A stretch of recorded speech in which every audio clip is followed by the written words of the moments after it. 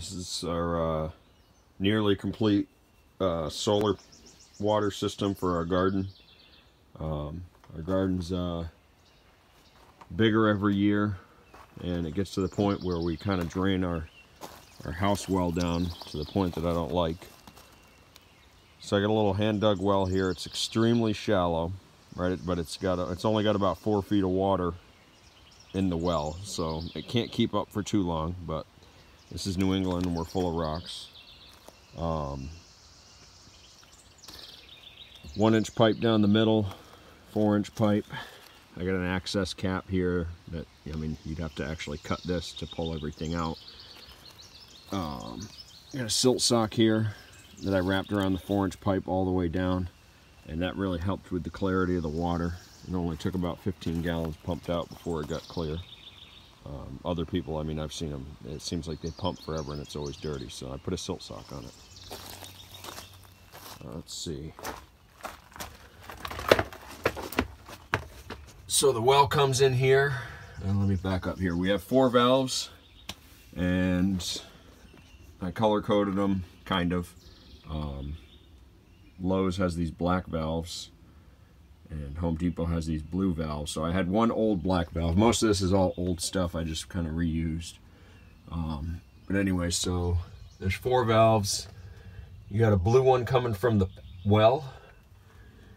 And then you have a blue one going to the tanks in the back that I'll show you here real quick.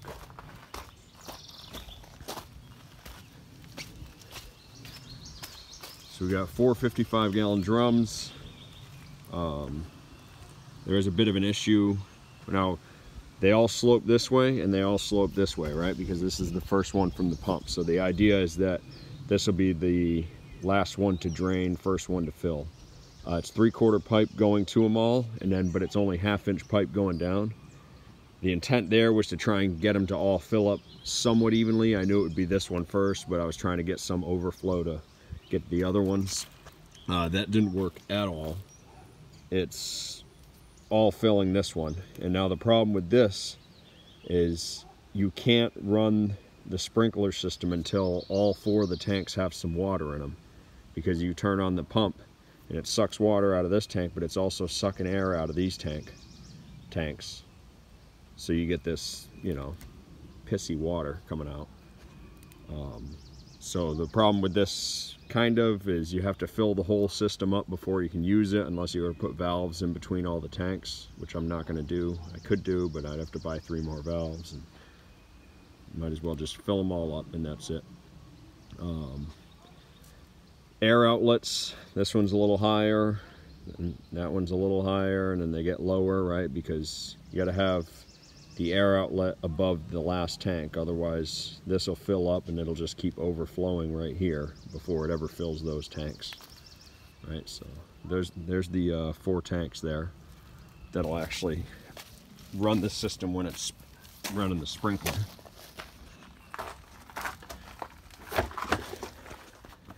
So you get a little tiny pressure tank and this little 5.5 gallon a minute pump. It's got a 60 CFM, or not 60 CFM, yeah, 60 PSI pressure switch on it, right? So the tank only came with 30 PSI. I brought it up to about 53. Wiring's not done yet. I just kind of threw that together. All right, so we have your water comes in from your well. Now, if you're filling your tanks, your blacks are off, right? You have 2 blacks, and those are off if you're filling the tanks. So the water comes in from the well, comes up, little screen, it's pumped through here. That's just into the pressure tank, over, and then blue goes to the well, or to the tanks, right? There is a T down here. See the T? All right, so that's if you're filling the tanks. Now, if you're pumping from the tanks, then you shut your well off and you turn your tank supply on. Then you shut your tank feed off, and you turn the feed to the hoses on. Right, so it's one pump, but it's kind of a little bit of work to get it to serve two functions. If the well could keep up with the sprinkler, then I wouldn't have done this, but the well can't. So we have to either be pumping into the tanks or pumping from the tanks into the sprinkler. Right, so right now you just kind of touch it, right? Now that's off, right?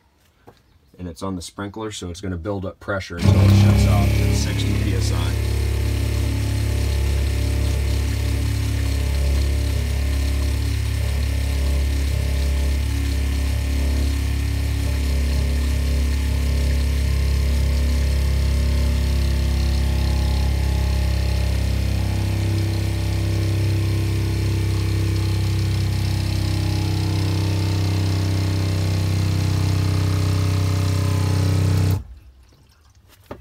Actually not going to, because I was dumb. We didn't finish our tanks yet, so it's sucking air.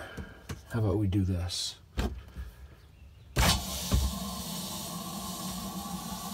There. Anyways, that was dumb of me. I had it sucking off the tanks, but the tanks aren't full yet, so it was sucking air.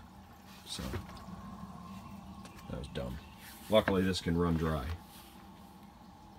All right. Back to where we were, right? So we got a little tiny solar charger. The sun's just now crusting, so we have no solar charge coming. That's the arrangement in there. And out here, like I said, can only run a little bit at a time. So you got to gradually fill the tanks. All right, so we come up and we get to this tank. I don't know how well it can see. It's about a third of the way full, so just got to fill it a little bit at a time until they're all full. And then we'll be able to water as needed.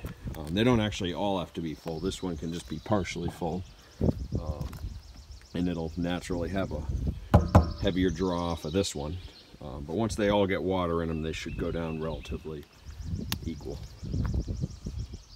So this is how we run our panel on the little Harbor Freight greenhouse here. Just kind of made a little 2x4 A-frame inside. The whole greenhouse is a mess, right? Because I just did all this, so peppers. Yep, so wicked simple, right? Just posted it down, made a little A-frame, and got about a ½ inch of space between the plexi and the 2x4s, right? So I got a little ½ inch spacers in there, and the mounts are screwed onto those.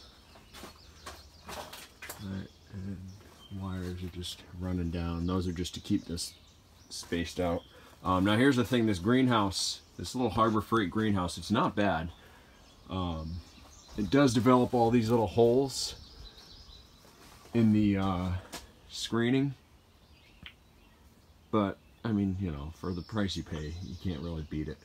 You got to shore it up. Now the thing is, it's decent, but if it ever falls down, the whole thing's ruined, right? And there's no lateral bracing or cross bracing, right? So we take some conduit and flatten it and bend it. Put conduit on those, on the corners. We've had this like 4 years. So 4 years ago we did that. We didn't do this until last year, and that was because you have a seam in your ridge and a seam in your walls, and so this whole center kind of starts to sink down and push the walls out, right? So we put this kind of like a ceiling joist, but it's more like a collar tie in there last year, and then I've been meaning to do something to shore this up a little bit more anyways. So now we have this in here, which will help support that ridge from falling down, and then that along with this pipe right here, that'll keep the walls in, so it'll keep it from collapsing. Because the thing is, it's a decent greenhouse, but if it ever falls down, there's no picking it back up. It's just going to be junk. Right? The ends aren't too bad. The doors kind of suck. You got to fix those every single year. You have to readjust the doors. It's normally more roomy than this, more spacious, but we have a lot of crap in here.